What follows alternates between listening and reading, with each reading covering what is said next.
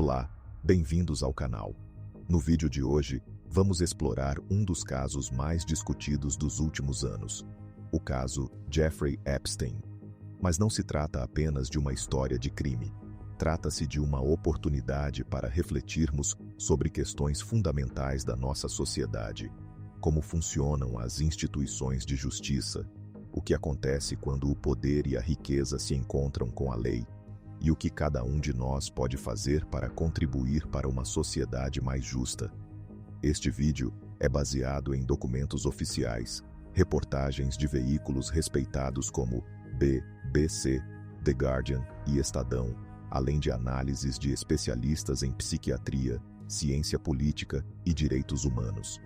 Vamos apresentar os factos, explorar o impacto social deste caso e, mais importante, discutir ações práticas que todos podemos tomar. Antes de começarmos, um aviso. Este vídeo aborda temas sensíveis relacionados a crimes contra menores. O conteúdo é apresentado de forma educativa e respeitosa, mas se este tema é difícil para si, sinta-se à vontade para pausar a qualquer momento. Fique até ao final, porque vamos concluir com uma mensagem de esperança e empoderamento, baseada nas recomendações dos principais especialistas no assunto. Para entendermos o impacto deste caso, primeiro precisamos conhecer os factos estabelecidos em tribunal e documentados publicamente. Jeffrey Epstein foi um financista americano que construiu uma fortuna estimada em mais de 500 milhões de dólares. Ele cultivou relacionamentos com figuras proeminentes do mundo dos negócios, política e entretenimento. No entanto, por trás desta fachada de sucesso, Epstein foi condenado por crimes graves. Em 2008, Epstein declarou-se culpado de crimes relacionados com exploração de menores no estado da Flórida. Ele cumpriu uma sentença de 13 meses. Mais de uma década depois, em 2019, foi novamente preso em Nova York sob acusações federais mais graves. Antes de ir a julgamento, Epstein foi encontrado morto na sua cela, numa morte oficialmente declarada como suicídio pelas autoridades. A sua associada, Ghislaine Maxwell, foi julgada e condenada em 2022 a 20 anos de prisão por crimes relacionados com o recrutamento de menores para exploração. Agora, o que muitas pessoas chamam de lista de Epstein não é um único documento, mas sim uma coleção de registros que incluem o seu livro de contactos pessoais, registros de voos do seu avião privado e documentos judiciais. É importante esclarecer: estar mencionado nestes documentos não implica culpa ou envolvimento em atividades criminosas. Muitos nomes são de pessoas que tiveram contato profissional ou social com Epstein, sem qualquer conhecimento das suas atividades ilegais. O Departamento de Justiça dos Estados Unidos divulgou em janeiro de 2026 mais de 3 milhões de páginas de documentos relacionados com as investigações. Num memorando oficial, o departamento afirmou que não existe uma lista de clientes e que não foram encontradas provas confiáveis de que Epstein tenha usado chantagem contra figuras públicas. O que torna este caso particularmente significativo não são teorias não comprovadas, mas sim as questões verificáveis que ele levanta sobre o funcionamento do sistema de justiça. Então, por que é que este caso importa para todos nós, mesmo que não conheçamos ninguém envolvido? Vamos explorar 3 dimensões fundamentais. Primeira dimensão: a confiança nas instituições.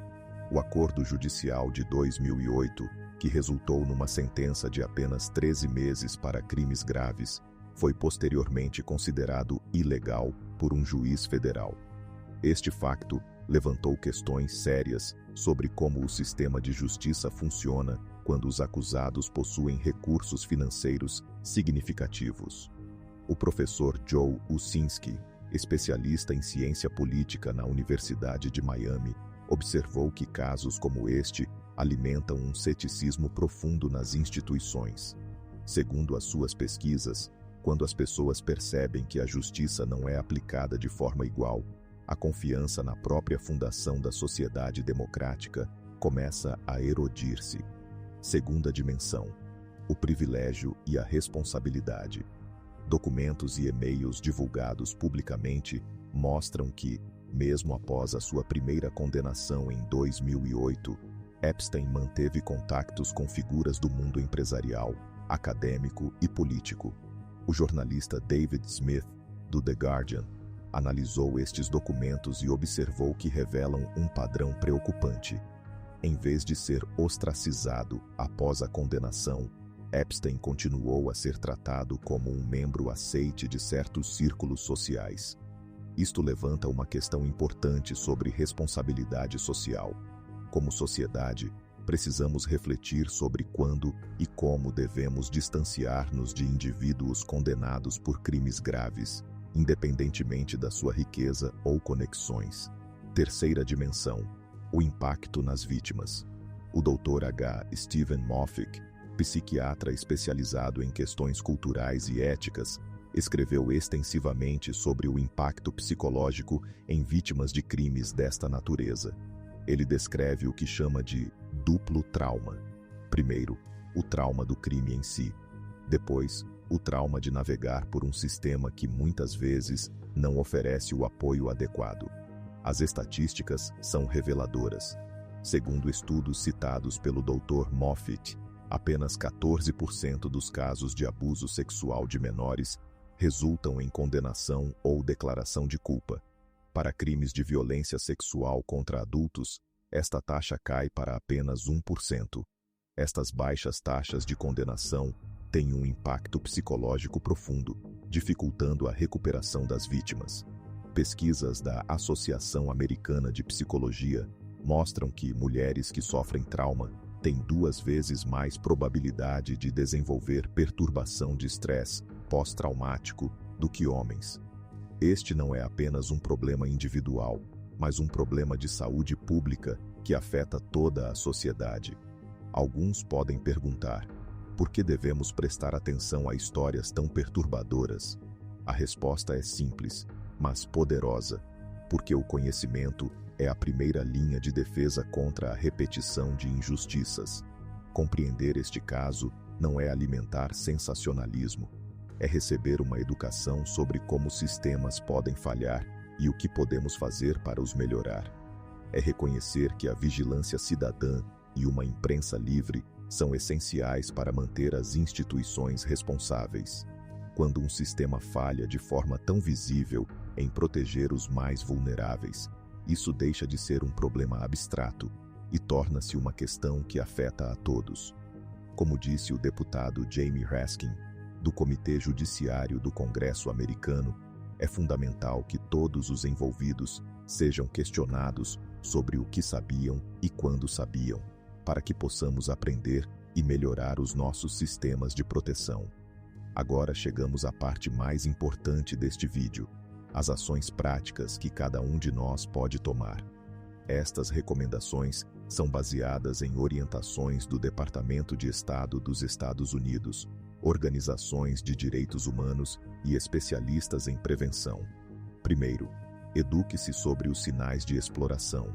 Organizações como o Escritório das Nações Unidas sobre Drogas e Crime disponibilizam materiais educativos gratuitos sobre como reconhecer sinais de tráfico humano e exploração. Estes sinais incluem controle excessivo de uma pessoa sobre outra, isolamento social, medo de autoridades e condições de trabalho desumanas. Conhecer estes sinais pode salvar vidas. Segundo, seja um consumidor consciente. Muitas indústrias, desde a moda até a agricultura, têm problemas documentados com trabalho forçado nas suas cadeias de produção. Ferramentas como o Responsible Sourcing Tool permitem verificar a origem dos produtos que compramos. Ao apoiarmos empresas transparentes e éticas, usamos o nosso poder econômico para promover mudanças positivas. Terceiro, apoie organizações credíveis.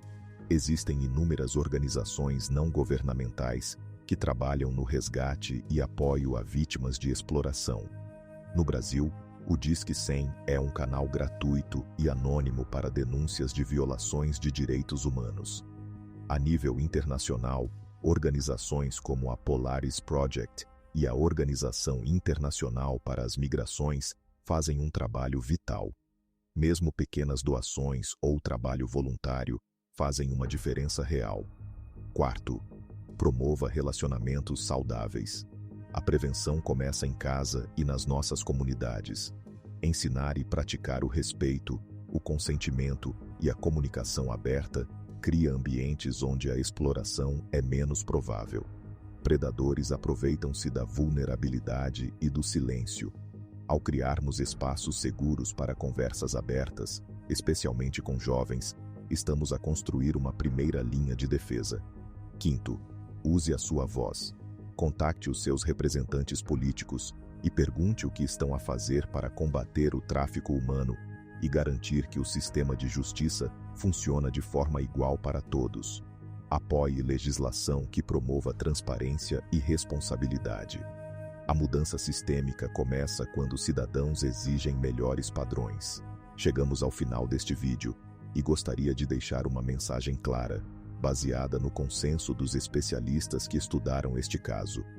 O caso Jeffrey Epstein não é a história de um indivíduo isolado. É um espelho que reflete falhas sistêmicas que precisam de ser corrigidas. É uma história sobre a importância de instituições fortes, transparentes e responsáveis. É um lembrete de que a justiça deve ser cega ao poder e à riqueza. Mas, acima de tudo, é uma história sobre resiliência.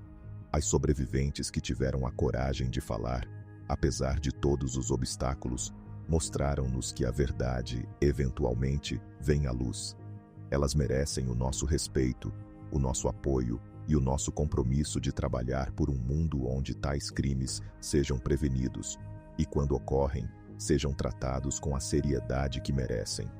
A lição final não é de desespero, mas de responsabilidade. Cada um de nós tem um papel a desempenhar, seja através da educação, do consumo consciente, do apoio a organizações credíveis, ou simplesmente ao criar ambientes seguros nas nossas próprias comunidades. Todos podemos contribuir. A escuridão só prevalece quando pessoas boas decidem não fazer nada. Mas quando nos informamos, quando agimos e quando exigimos melhores padrões, a luz da justiça e da compaixão prevalece. Obrigado por assistir até ao final. Se este vídeo foi útil para si, por favor, partilhe-o com outras pessoas. A conversa sobre como construir uma sociedade mais justa e segura deve continuar. Deixe os seus pensamentos nos comentários de forma respeitosa e não se esqueça de se inscrever no canal para mais conteúdo educativo. Até ao próximo vídeo. Fiquem bem.